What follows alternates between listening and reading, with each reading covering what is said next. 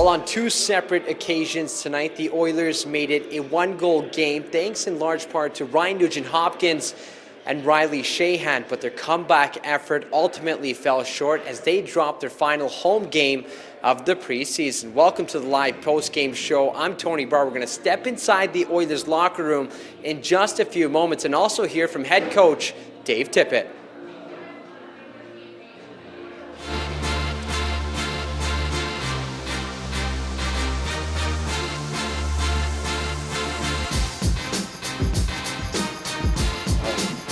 Yeah, it was a lucky bounce. I mean, I was just kind of trying to get to the net and see if there's anything laying around. And it hit me pretty hard. Thank God it didn't get my face at all. It hit me right in a good spot. So a lucky bounce, and happy it went in. Yeah, they say good things happen when you go to the net, right? So. Yeah. I mean, I think our line did a good job around there for the most part tonight. So it was good to get rewarded with one. Riley, when you have the lineup that you have and you don't necessarily get the result you want, potentially what could be a lineup that you see next week and opening night, is it a little bit more disappointing when you don't come out with a win? Yeah, it's obviously not the result we wanted. I think there's a few lapses throughout the game, kind of segments that we took our foot off the gas and playing a little too casual. So we showed a lot of good things too, though, and a lot to work on, a lot to be, I don't want to say happy about, but things that we learned in a positive way. So we just got to come back tomorrow and realize what we did wrong and fix it. 2 more preseason games left, just over a week until opening night. Maybe explain how things kind of start wrapping up in either practice or game. Yeah, I think it's kind of have to stop using the excuse of being rusty and kind of getting back into the swing of things. I think now we're rolling, and obviously the roster's been cut down significantly, and lines are starting to be formed and things like that. So I think we just gotta have fun with it and be confident out there and try to play a consistent full 60 minutes. I know you play next Wednesday, but is it go time now?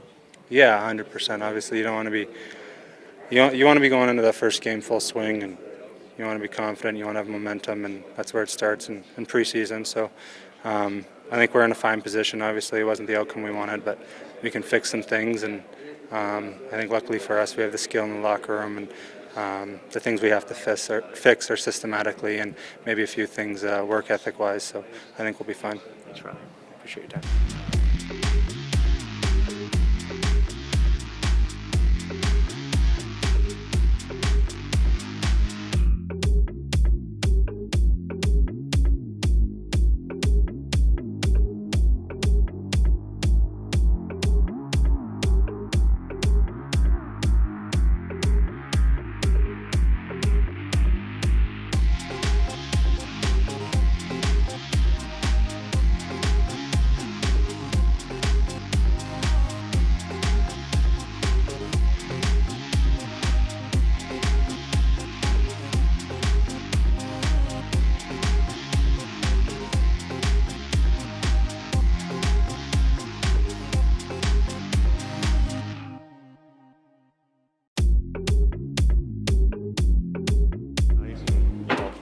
Pretty, I guess, somewhat similar lineup to expect to have October 2nd, just your kind of assessment of the evening.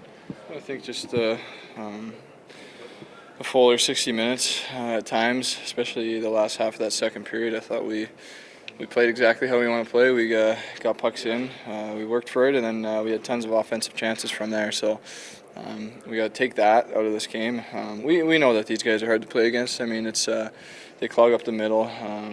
They don't give you much coming through the neutral zone, and at times we might have fell into that a little bit too much. But we got to be prepared to play that style of hockey, especially once the regular season starts. So some good things, some bad things. Obviously, didn't get the win. So I mean, we got to learn from this and have a good 2 remaining exhibition games. Just having Connor back and skating and watching him play, what does that mean, I guess, to the team? Yeah, it's obviously nice when you get your leader, your captain, back in the lineup. He's the one pushing the pace for us and creating a lot out there. So good to have him back. I think he felt pretty good out there. So obviously that's that's what we were hoping for, and it's I mean, I'll let him speak for himself, but hopefully all good. Is there always, like, when he goes 100 miles an hour towards the net or rushing, is there, because of the injury, is there a bit of a twinge, I guess? There is for us. For him, I don't. There isn't, because that's what he does. For us, I mean, for us on the bench, it can. You know he's under control. You know how fast and how strong on his feet he is, but obviously. I hold my breath once in a while when he has that much speed going down there. Obviously, it's you don't want to see anybody go into the boards, into the net at any speed. But I mean, with his speed, it's another level. But I mean, we know that he's under control. He's been doing it his whole life. He's not going to slow down now. When you fired nearly 40 shots against Aiden Hill, does frustration naturally follow when you can't seem to beat a goalie? Well, I don't think there's too much frustration tonight. Obviously, we wanted to put a few more in, but played well, and they box out well in front. And I mean, we got to find those second, third chances right away. I thought we did a pretty good job of getting pucks back and then putting more on, but maybe just get those quick ones right away. But yeah, I mean, like I said, take some positives and move on from this one. Yep. Thanks, Ryan.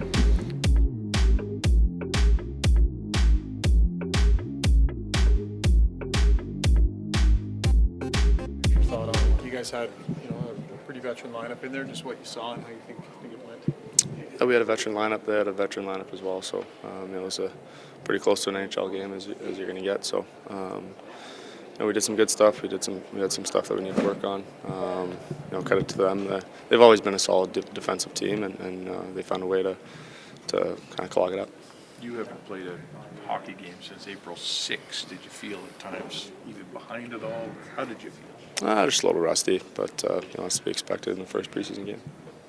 Nice to get back out there, though, and play the game and get out there and not worry about the rehab and the knee and all this stuff. Yeah, it was nice to be out there for sure. Do you feel like after having that performance, how you judge it and stuff, does it make you think you want to play another game? Do you need another game? Do you not need another game? What are you thinking? Well, at that point, it's up to the coach. It's who he wants to see. Obviously, I'd like to keep playing, but it's ultimately up to him and the lineup he wants to see.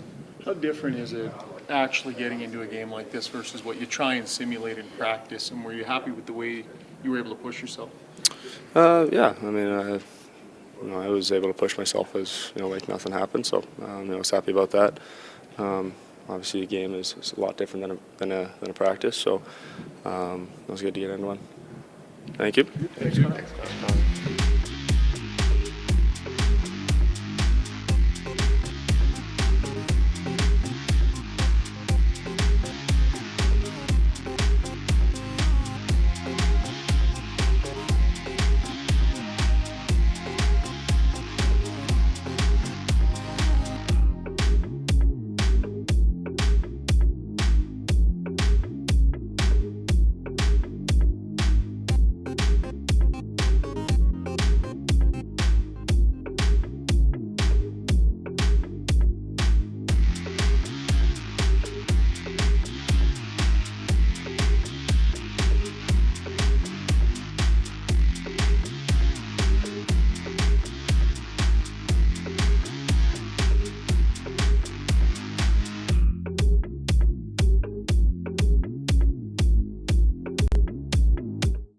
Matt Benning, right-hand side, stripped away. Lawson Krause barrels down the left-hand side and scores. Top right corner with a blast over the left shoulder of Mike Smith. And it's Krause, one of those guys who broke out offensively last year.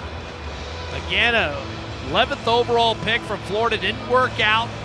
Ended up latching on to the Coyotes and scoring 11 goals with 25 points a year ago. And he took it himself, and from just above the face-off dot, hammered scores from its American League team from a year ago in the lineup. So it's not like they put the dog. Oh, here's a terrible turnover, and Bunting is able to ram it home. Adam Larson just gave it away right in front of his own net. And Michael Bunting will never score an easier goal in an NHL uniform. Putting it upstairs off the giveaway right in front of Mike Smith. And when I say no chance for Smith, I mean no chance. It comes at 3:17 of this second period. Unassisted, Michael bunting. He played, and he had it tipped away by Karen. It's a 2-on-1 shorthanded with Nugent Hopkins. Kara, Nugent Hopkins, waits, shoots, scores!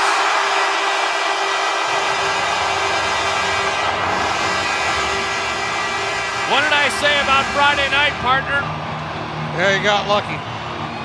Almost identical situation. Nugent Hopkins with a shorty kind of turned the momentum around. Jujhar Khaira, who's had an indifferent game 5-on-5. Real good, poked the puck loose in the neutral ice area, created the odd man 2-on-1 break, drove the net hard. Nugent Hopkins has always been able to shoot it. Rip job, low glove side on Aiden Hill. And Edmonton gets a shorty and they're right back in the game. Able to get it cleanly was Nugent Hopkins, and here come the Coyotes on the counter. In from the right-hand side. One-timer score, Michael Grabner. And what a setup from Hinestroza. Grabner buries it, and the Coyotes extend to a 3-1 lead at 10:06. One guy on the ice that's going to separate there from Darnell Nurse, who stepped up because Nurse can reel in a lot of guys. Not Michael Grabner. He can flat out fly. On Connor's first game back, obviously it's nice to see him back there. What'd you think of him tonight? Gets up and going. You know, he needed to get in a game just to get his mind right, so, you know, he worked hard. Not much happening. Are you looking at maybe getting him in one more? We'll revisit that tomorrow. The plan was to get him in today's game, and then we'll just see where things are tomorrow. You had a chance to see a lineup that, you know, with a lot of veteran players in it. Just your thoughts on the way the lineup seemed. Our top six, our bottom six worked hard, were good. Our penalty killing was really good. Our top six wasn't so good. Dave, do you have an update on Joel Pearson?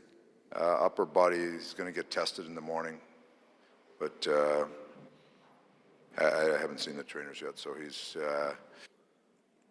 he was sore coming out of the game. We said just leave him out of the game. So hopefully he's a little better in the morning. But I don't have an update right now.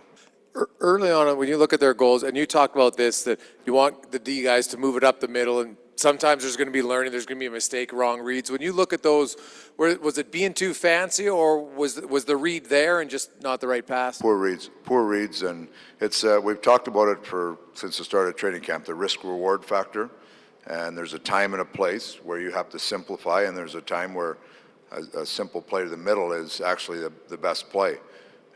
We talked about a couple of those things this morning in our meeting, and we made some critical mistakes today. I mean, there's really 3 of the goals are critical mistakes by our D. 2 of them are puck plays. One is Nurse jumping in on that one, chasing the game. But those are areas that we have to clean up. I'd rather have them now than 2 weeks from now. But they're areas that we have to, if we're going to play an efficient game, that has to be part of our game. But there's a risk-reward factor that you have to calculate, and plays have to get made if you're going to make them. Dave, we mentioned McDavid, but Russell and Smith got their first performances tonight in the preseason. What did you think of those 2 players? I thought Smith was really solid. Good start for him. Good start to get him up and going. Russell, we were down to 5D most of the game, so we played some good minutes. I thought he was solid also.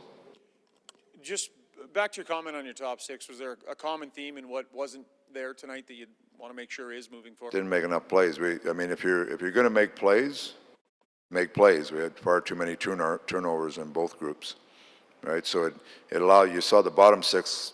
They trapped Arizona in their zone a number of times just through work, and the top 6 were having a hard time because we were turning over the puck all the time. Yeah.